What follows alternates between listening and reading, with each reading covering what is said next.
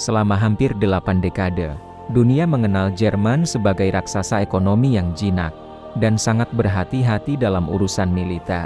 Kekalahan telak di Perang Dunia Kedua, tidak hanya menghancurkan infrastruktur fisik Jerman, tetapi juga meninggalkan luka psikologis, dan trauma moral yang sangat mendalam bagi bangsanya. Sejarah kelam di bawah rezim Nazi menciptakan semacam DNA pasifisme, di mana masyarakat Jerman merasa bahwa kekuatan militer adalah sesuatu yang tabu, dan berbahaya untuk dibangkitkan kembali. Jerman pasca perang lebih memilih untuk menebus dosa sejarahnya dengan menjadi mesin ekonomi global dan diplomat perdamaian, daripada menjadi kekuatan tempur yang disegani di daratan Eropa. Trauma ini tercermin dalam kebijakan luar negeri Jerman, yang selama puluhan tahun dikenal dengan istilah budaya menahan diri. Berlin sangat enggan mengirimkan pasukan ke zona konflik, atau terlibat dalam pengadaan senjata besar-besaran, bahkan saat ditekan oleh sekutu-sekutunya. Bagi warga Jerman, militer yang kuat seringkali diasosiasikan dengan kehancuran diri sendiri, dan penderitaan dunia. Akibatnya, militer Jerman atau Bundeswehr dibiarkan dalam kondisi yang memprihatinkan, kekurangan dana, dan hanya dianggap sebagai simbol administratif, tanpa kemampuan tempur yang memadai untuk skala perang modern yang sesungguhnya. Kematian militer Jerman ini sebenarnya adalah sebuah pilihan sadar, yang didukung oleh tatanan dunia baru yang dipimpin oleh Amerika Serikat. Dengan berlindung di bawah payung nuklir Washington, Jerman merasa nyaman mengalokasikan anggaran negara mereka sepenuhnya untuk kesejahteraan sosial dan inovasi industri, tanpa perlu memikirkan biaya pertahanan yang membengkak. Inilah yang menciptakan apa yang oleh para analis disebut sebagai dividen perdamaian, di mana Jerman menikmati kemakmuran ekonomi yang luar biasa tanpa beban tanggung jawab militer. Namun, kenyamanan ini perlahan-lahan mulai terusik seiring dengan pergeseran tektonik geopolitik dunia. Di awal dekade 2020-an, kita harus kritis melihat bahwa pasifisme Jerman bukanlah sekadar masalah moral, melainkan sebuah bentuk ketergantungan strategis yang sangat tinggi pada Amerika Serikat. Jerman seolah menyerahkan kedaulatan keamanannya kepada pihak asing, agar mereka bisa fokus menguasai pasar Eropa melalui kekuatan ekonomi. Selama payung keamanan Amerika tetap kokoh, Jerman merasa aman dalam tidurnya yang panjang dari urusan peperangan. Namun, masalah muncul ketika sang pelindung mulai menunjukkan tanda-tanda kelelahan, dan mulai meminta Jerman untuk memikul beban mereka sendiri. Sebagai negara terkaya di benua biru tersebut, kini, di tahun ke-2026, kita sedang menyaksikan titik balik yang sangat dramatis dalam sejarah modern Jerman. Bayang-bayang trauma masa lalu mulai berbenturan dengan realitas keras keamanan global, yang tidak lagi memberi ruang bagi negara yang tidak mampu membela dirinya sendiri. Kebangkitan militer Jerman bukanlah pilihan yang diambil dengan sukacita, melainkan sebuah paksaan dari keadaan, yang menuntut mereka untuk bangun dari tidur panjangnya. Inilah awal dari narasi besar, tentang bagaimana sang makan Eropa dipaksa untuk kembali menumbuhkan taringnya, di tengah ketidakpastian dunia yang semakin mencekam. Sebagai negara dengan produk domestik bruto tertinggi di Eropa, Jerman telah lama menjadi motor utama ekonomi bagi Uni Eropa. Keberhasilan industri otomotif, mesin, dan kimia mereka telah menempatkan Berlin sebagai pusat gravitasi politik di benua biru. Namun, ada paradoks yang sangat mencolok. Di balik kemewahan ekonomi dan kemajuan teknologinya, Jerman secara militer adalah sebuah negara yang keropos. Selama bertahun-tahun, banyak tank Leopard mereka yang tidak bisa dioperasikan, pesawat tempur yang kekurangan suku cadang, dan stok amunisi yang hanya cukup untuk beberapa hari pertempuran intensif saja. Kondisi menyedihkan ini bisa bertahan lama, karena Jerman merasa sangat aman di bawah naungan NATO yang didominasi oleh militer Amerika Serikat. Washington telah bertindak sebagai satpam gratis bagi Eropa, menyediakan ribuan pasukan, sistem radar canggih, dan senjata nuklir taktis di tanah Jerman. Hal ini membuat elit politik di Berlin merasa bahwa investasi militer yang besar adalah pemborosan anggaran, yang tidak populer di mata pemilih mereka. Jerman menjadi sangat nyaman menjadi penumpang gelap dalam sistem keamanan kolektif Barat, menikmati perlindungan maksimal, dengan kontribusi minimal terhadap kekuatan tempur. Namun, payung keamanan Amerika Serikat mulai menunjukkan keretakan yang signifikan. Seiring dengan dinamika politik internal di Washington, Amerika Serikat mulai mengalihkan fokus strategis mereka dari Eropa menuju kawasan Indo-Pasifik untuk membendung kekuatan Tiongkok. Para pemimpin Amerika terus menekan Jerman agar memenuhi komitmen belanja militer sebesar 2% dari GDP. Pesan dari Washington sangat jelas.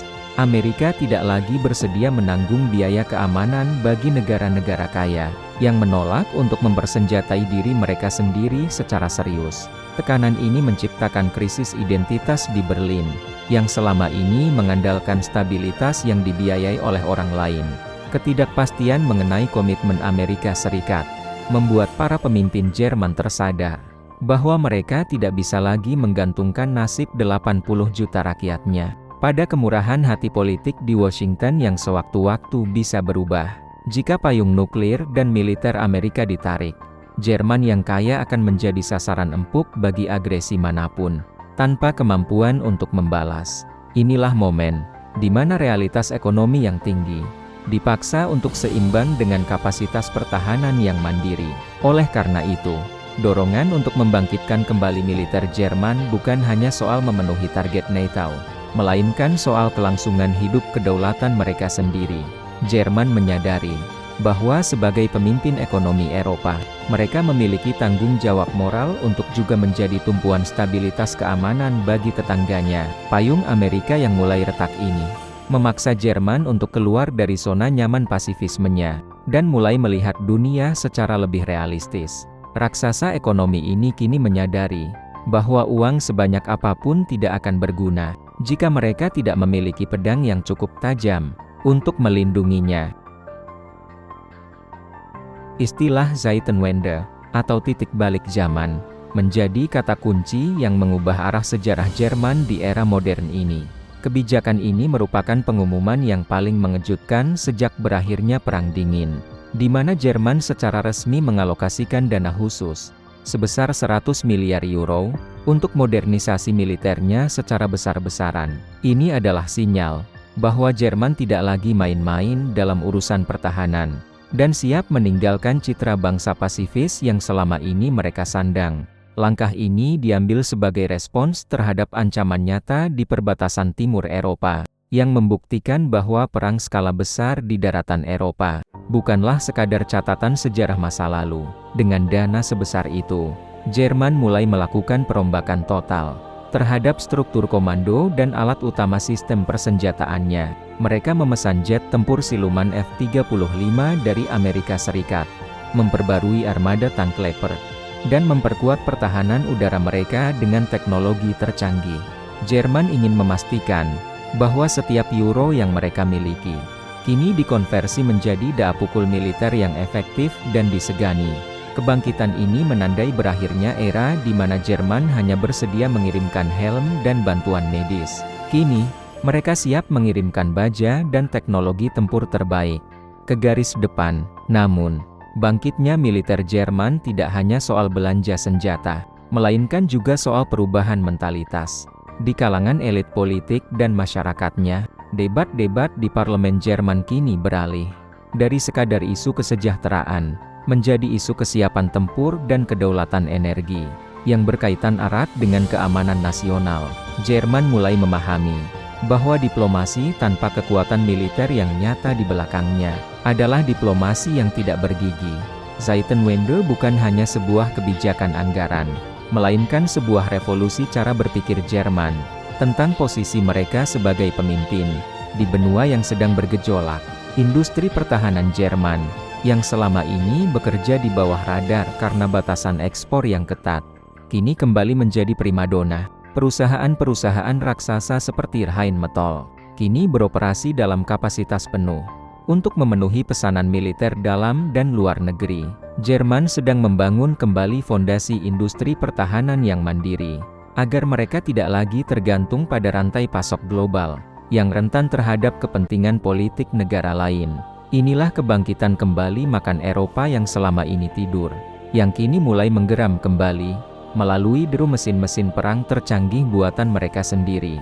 Kritik utama dalam segmen ini adalah, apakah Jerman mampu menjaga momentum ini, tanpa membangkitkan kekhawatiran dari negara-negara tetangganya, yang pernah menjadi korban agresinya di masa lalu.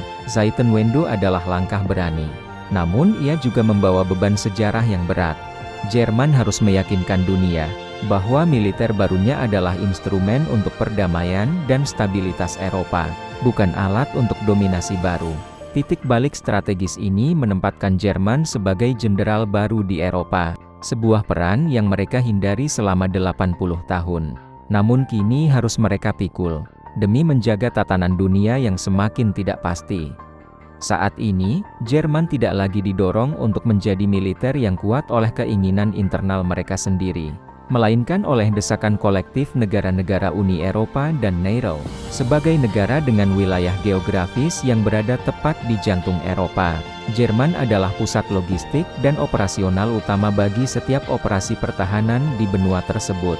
Ketidakpastian global, mulai dari perang di Ukraina hingga ketegangan di Laut China Selatan, menuntut Jerman untuk berperan lebih dari sekadar penyokong dana. Mereka diharapkan menjadi tulang punggung kekuatan darat Eropa yang mampu memberikan efek getar bagi siapapun yang berniat mengganggu stabilitas kawasan. Ketergantungan Eropa pada Amerika Serikat yang semakin tidak terukur membuat Jerman berada dalam posisi sulit namun krusial. Jika suatu saat Amerika Serikat benar-benar menarik sebagian besar pasukannya dari Eropa untuk fokus ke Asia, maka Jerman adalah satu-satunya negara yang memiliki kapasitas finansial dan basis industri untuk menggantikan peran kepemimpinan tersebut. Jerman didorong untuk membangun militer yang tidak hanya mampu mempertahankan perbatasannya sendiri, tetapi juga mampu memproyeksikan kekuatan untuk membantu sekutu-sekutunya di Baltik dan Eropa Timur. Inilah beban kepemimpinan yang kini harus dipikul oleh Berlin di tengah badai ketidakpastian. Namun, tantangan terbesar Jerman bukan hanya pada teknologi atau dana, melainkan pada kekurangan personel militer yang terlatih. Setelah puluhan tahun mempromosikan pasifisme, minat generasi muda Jerman untuk bergabung dengan militer sangatlah rendah. Jerman kini harus berjuang keras merekrut ribuan tentara baru dan membangun kembali prestis militer di mata rakyatnya sendiri. Kebangkitan militer Jerman menuntut perubahan besar dalam struktur sosial mereka, di mana profesi tentara harus kembali dipandang sebagai pengabdian mulia terhadap negara, sebuah konsep yang sempat memudar akibat trauma sejarah. Selain itu, kepemimpinan militer Jerman di Eropa akan sangat bergantung pada kemampuan mereka dalam memimpin diplomasi pertahanan bersama Prancis dan Inggris. Jerman harus menjadi penengah di antara berbagai kepentingan negara-negara Eropa yang seringkali memiliki prioritas keamanan yang berbeda. Sebagai tumpuan militer baru, Jerman diharapkan menjadi motor penggerak bagi kemandirian pertahanan Uni Eropa, agar benua ini memiliki otonomi strategis dan tidak lagi menjadi pion di antara persaingan Amerika Serikat dan Rusia. Ini adalah tugas raksasa yang menuntut kematangan politik dan keberanian luar biasa dari para pemimpin di Berlin. Kita harus mengkritisi bahwa posisi Jerman sebagai tumpuan militer ini adalah pedang bermata dua. Di satu sisi, ini memberikan kepastian keamanan bagi Eropa, namun di sisi lain, ini menempatkan Jerman sebagai target utama dalam setiap konflik besar di masa depan. Menjadi tumpuan militer berarti Jerman harus siap berada di garis depan risiko, baik secara fisik maupun ekonomi. Inilah harga yang harus dibayar oleh Jerman untuk bangkit dari kematian militernya. Mereka harus bersedia menjadi perisai bagi Eropa di tengah dunia yang semakin kehilangan arah dan kepastian hukum internasional. Kini kita sampai pada pertanyaan yang paling mendebarkan. Apakah dunia benar-benar siap melihat Jerman kembali menjadi kekuatan militer dominan di Eropa? Kebangkitan Makan Eropa ini membawa kita pada puncak dinamika geopolitik yang penuh dengan ketegangan. Ketika Jerman secara resmi melampaui belanja militer negara-negara Eropa lainnya, persepsi tentang kekuatan di benua tersebut akan berubah total. Jerman tidak lagi hanya memimpin di meja perundingan ekonomi, tapi kini, mereka mulai memegang tongkat komando militer yang bisa menentukan arah kebijakan pertahanan seluruh Uni Eropa. Kebangkitan militer Jerman ini seringkali dipandang dengan rasa campur aduk oleh negara-negara tetangganya seperti Polandia atau Prancis. Ada rasa aman karena memiliki pelindung yang kuat. Namun, ada juga bayangan kekhawatiran sejarah tentang bagaimana Jerman akan menggunakan kekuatan tersebut di masa depan. Inilah puncak konflik identitas bagi Jerman. Bagaimana mereka bisa menjadi jenderal yang kuat dan efektif, tanpa terlihat sebagai ancaman hegemonik yang menakutkan bagi tetangganya. Jerman harus membangun militer yang terintegrasi secara mendalam dengan struktur Eropa, untuk memastikan bahwa kekuatan mereka adalah kekuatan kolektif, bukan kekuatan unilateral. Lebih jauh lagi, kebangkitan militer Jerman akan memicu respons dari Moskow, yang selama ini melihat Jerman sebagai mitra dagang yang pragmatis. Dengan Jerman yang kini mempersenjatai diri secara besar-besaran, hubungan antara Berlin dan Moskow akan memasuki era perang dingin baru yang jauh lebih berbahaya. Rusia akan melihat kebangkitan militer Jerman sebagai ancaman langsung terhadap pengaruh mereka di Eropa Timur, yang bisa memicu perlombaan senjata baru yang belum pernah kita lihat sejak akhir abad ke-20. Inilah risiko terbesar dari kebangkitan Sang Makan. Ia memancing predator lain untuk keluar dari sarangnya. Di tengah ketidakpastian payung Amerika Serikat, Jerman kini sedang dipaksa oleh sejarah untuk mengisi kekosongan kekuasaan. Jika Jerman berhasil membangun militer yang kuat dan dihormati, mereka akan menjadi penjamin stabilitas baru, yang membuat Eropa tidak lagi bisa didikte oleh kekuatan luar. Namun, jika mereka gagal mengatasi hambatan birokrasi dan trauma internalnya, maka Eropa akan tetap menjadi kawasan yang rapuh dan mudah pecah. Puncak dari narasi ini bukanlah tentang keinginan Jerman untuk berperang, melainkan tentang keberanian mereka untuk memikul tanggung jawab sebagai penjaga perdamaian, melalui kekuatan tempur yang nyata. Sebagai penutup pembahasan di Geonusa Journal, bangkitnya militer Jerman adalah fenomena yang tak terelakkan di tahun 2026 ini. Sang Makan telah bangun dari tidurnya, bukan untuk mengulang kesalahan masa lalu, melainkan untuk memastikan bahwa sejarah kelam itu tidak akan pernah terulang kembali karena ketidaksiapan. Kita sedang menyaksikan lahirnya Jerman yang baru, sebuah raksasa ekonomi yang kini memiliki pedang, sebuah negara pasifis yang kini siap bertempur demi nilai-nilai yang mereka yakini. Masa depan Eropa kini berada di tangan militer Jerman, dan dunia sedang menunggu dengan napas tertahan, kemana Sang Makan akan melangkah selanjutnya.